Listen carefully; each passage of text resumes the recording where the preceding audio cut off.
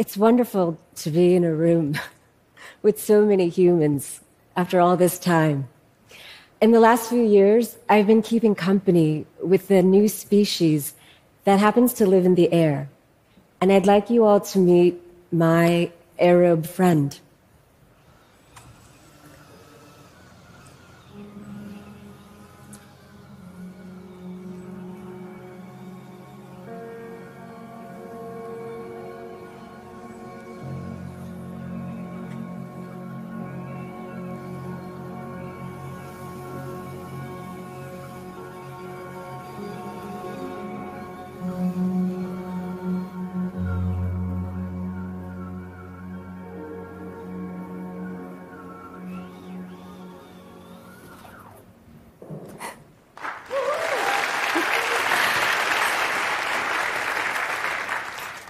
I get emotional every time I see it fly. In my work as an artist, I ask a lot of questions about the world around me. While the problems of the world don't have easy solutions, I think it's as important to ask the right questions. Why do our technologies instill so much fear in us? Why do our lives today feel so alienating when our technologies are supposed to improve our lives? And why do we feel so disconnected when our inventions are meant to connect each and every one of us? My artwork deals with evolution, biology, and the senses. I'm interested in how organisms are composed of different life forms, such as bacteria, fungi, and viruses, but also how different chemical and molecular interactions can happen whenever we simply take a breath. So I've always found modern technology to be quite limiting because of how cold and flat it is. But what if our machines could be more holistic? And what if our machines could relate to us in a more holistic way? And what if our machines could be more than just our tools, and instead a new type of companion species? I believe we need to embrace who we are as symbiotic living beings and design machines to reflect this. What if the world was populated by machines that were more like animals and plants instead of something you'd find in a factory? This exploration could teach us so much more about life in all its vast complexities.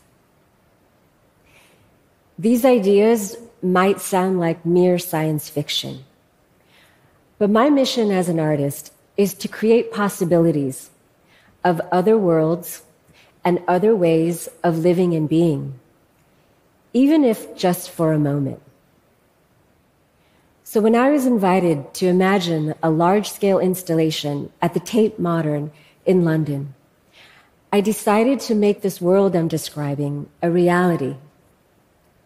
The museum space is incredibly vast, and I knew right away that I wanted to transform it into an aquarium of machines.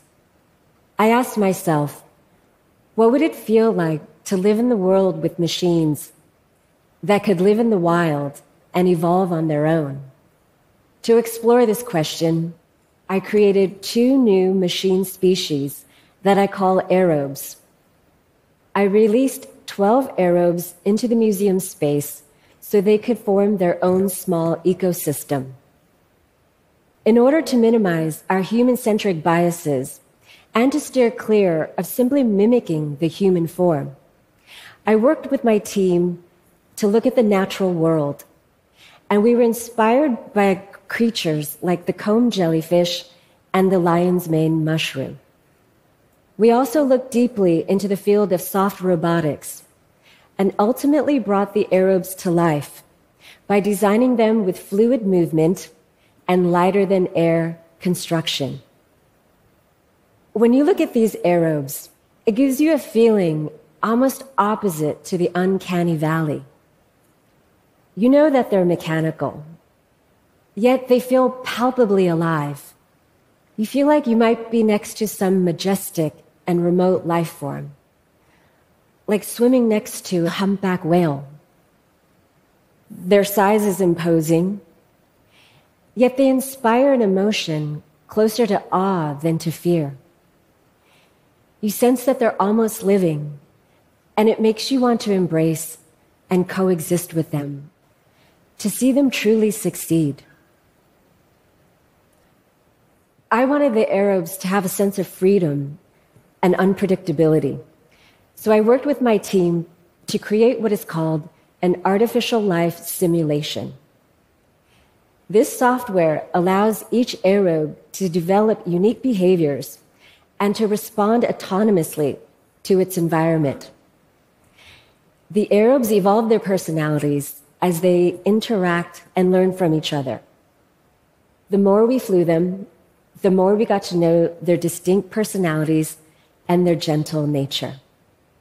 It was very important for me that the Arabs had their own sensory world. Most AI functions like a mind without a body. But all living creatures, from the humble tick to the stealthy panther, learn about the world through their bodies and their senses. These Arabs perceive each other through high-frequency radio waves, and they use thermal sensing to detect other living creatures in their environment.